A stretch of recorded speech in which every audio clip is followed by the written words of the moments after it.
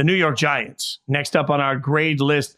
And for me, Frank, it's kind of a C. And it's a C with the acknowledgement that Malik Neighbors, I think, has the chance to be one of the best wide receivers in this class. Obviously, everybody loves him. We thought they might go quarterback, and I respect a team that has the shot. For all the speculation, they're going JJ. JJ was sitting right there for him, and they're like, nah, we're good. We're fine. Right. And they went Malik, and I have no problem with that. Don't reach at the quarterback if you don't love him.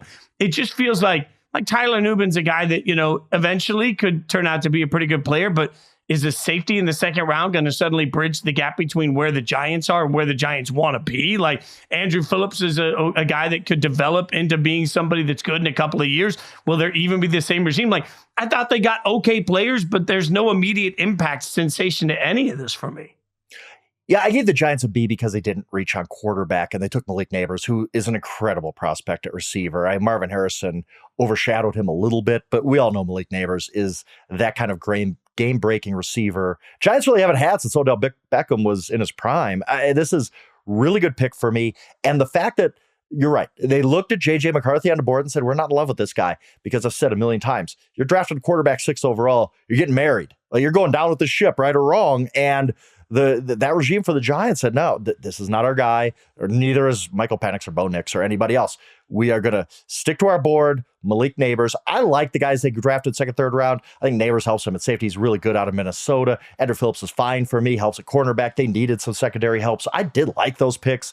But the fact that they went Neighbors over just reaching on any quarterback when they still have Daniel Jones making a lot of money, they said, let's run it back with Daniel Jones. Was good 2 years ago, was bad last year, coming off the ACL. Let's just see what happens. And then next year we could draft a quarterback. There's plenty of quarterbacks in next year's draft. That's why I gave them a B.